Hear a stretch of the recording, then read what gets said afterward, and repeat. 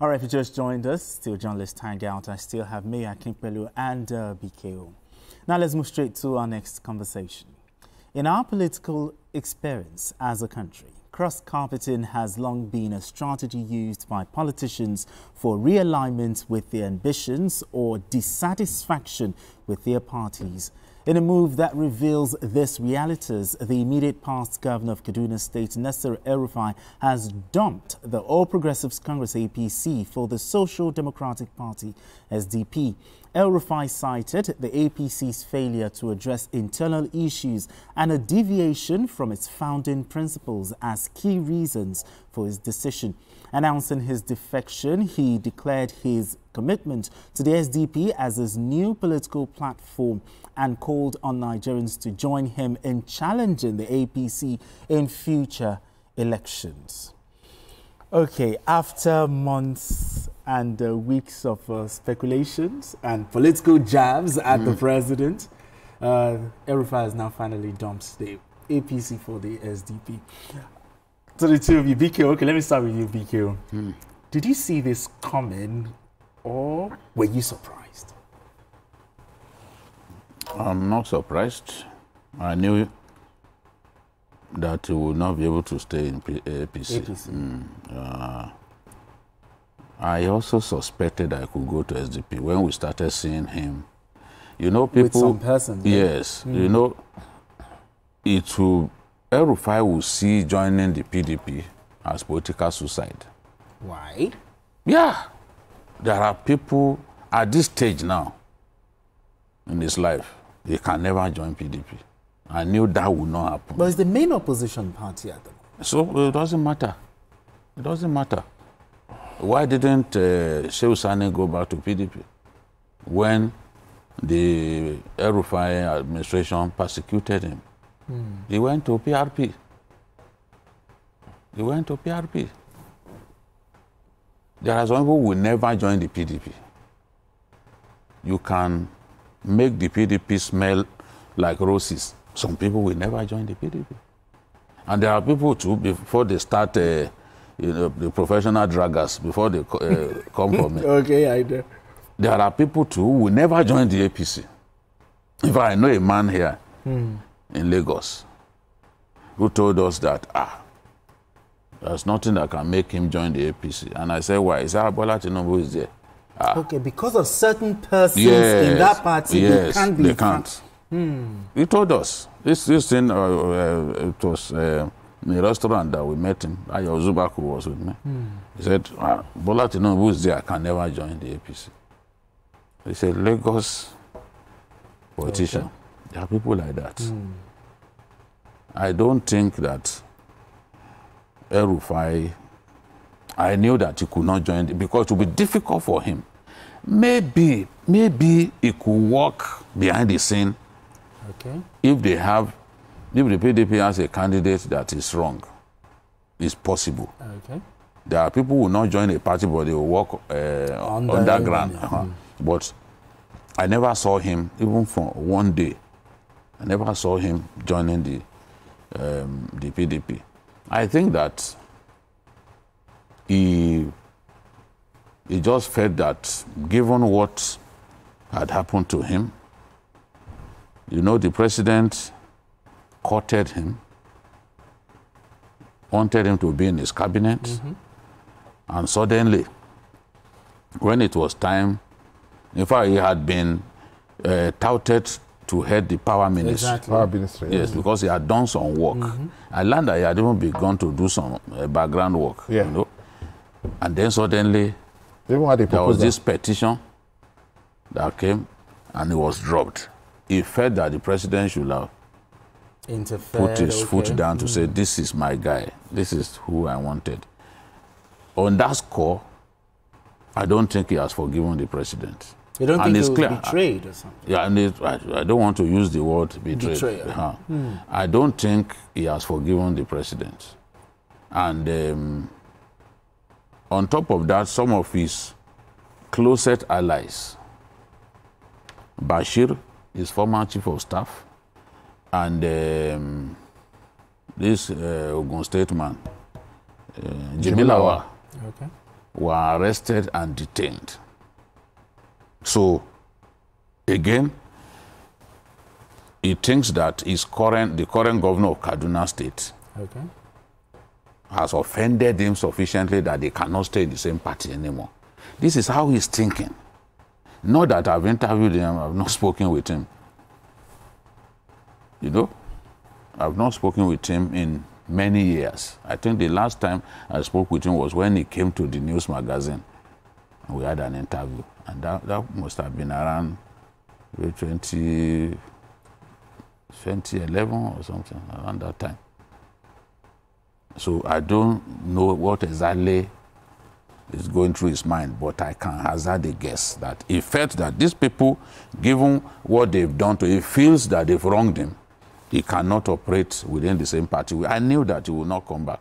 You know, people are saying, they will still, you know, that when they were speculating that he should have been part of the meeting. Yes. Even if he didn't travel, he would not attend that meeting. You know? So, where he is now, he has already told us what he's going to do. That he says APC has castrated his organs and treated his membership with contempt in the last 2 years. I would work to convince other progressive elements to congregate under a unified platform to challenge the APC in all elections. So perhaps the SDP is the special purpose vehicle that he wants to use along with other progressives to see how they can unseat so you see a coalition, the ruling party. It's trying. We will see the thing is difficult. It's difficult, okay. It's difficult. People will make those moves. To have a party that progressive elements will come together, and it's extremely difficult. What happened with the APC in 2015? Yes, was a lot of it was even fortuitous. And they were ready to receive members of the PDP just to win the election. You saw that at the last minute, those who failed in the PDP primaries, people like Otom, people like Atiku Bagudu, the current Minister of Budget, they brought them, and they had to use the PDP members. Despite those ones are conservative, they had to use them to win election. And in spite of that, the rallying of progressive elements and all that, they were only able to defeat the ruling party with 4 percentage points, 48-52. So it's not easy. People always talk about a third force. In Nigeria, a third force is almost unheard of. Okay. It's not easy to have the new party just come and just sweep the entire thing. So and I still feel that a lot of the people in the PDP would rather walk alone rather than go to another party. Yes. Your thoughts here? Let me start by saying that El-Rufai is somebody that I respect. I believe that he did a lot for APC to win the last election. I believe that to some extent, APC was not fair to him. I believe to some extent, APC was not fair to him. But having said that, what he has done, in my estimation, is political suicide. By joining SDP, if, for example, I have the opportunity of advising him, I will have said, join the PDP.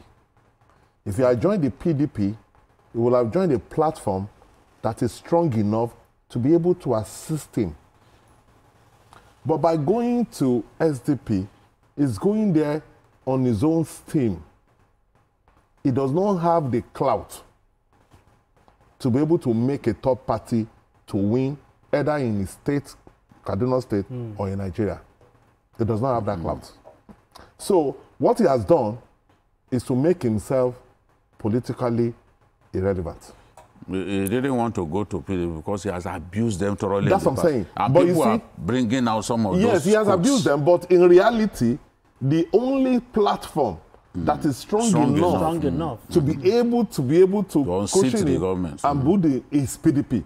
Any other platform, you are wasting your time. No, he also gave reasons for his departure. Yes, you see, in politics, how valid are those reasons? Yes, that's what I said. You know, I started by saying that when you look at his contribution in APC, the party was unfair to him. I concede that. But you see, in politics, 2 + 2 is not 4. The president, you know, he didn't support the president initially. In fact, he came to Lagos and said they should be able to get rid of godfatherism and all that crap. He will teach them. Yes, that in fact, if they don't know how to go about it, he will teach them. He has never supported the president. But after the president cancelled a lot of things and they became friendly, he was influential, for example, in convincing the northern governors. It was very convincing. It was instrumental in convincing the northern governors to say that power should shift to the south. And during the time of monetary exchange and all that, he went to court and all that. Naira redesign. Yeah, he went to court. Yeah, he went to court and all that. He led it. So he worked for the circumstances that threw up the president. Okay. Yes. And the president. And he also backed him. Yes, and also backed him. Months leading to the election. Yes. And the president, in fairness, since they went to London, and then he came back, he had already informed him that I wanted to handle the power ministry, and he already put some people in place. They've already started working on policy papers and all that. But there was a security, according to rumors, that the security report emanated from the office of the President National Security Advisor. And that he felt that if the president can save Keyamo, you know, Keyamo had the problems with the National Assembly based on his activities as a former minister when he was in Labour. And they didn't want to clear him. But the president was able to call the Senate president, had a meeting with him, and allowed him to say, let him go and apologize and all that. So he felt the president should have done the same thing to him. I don't know what happened because the National Rubadu used to be his very close ally. All right, gentlemen. Let's move straight.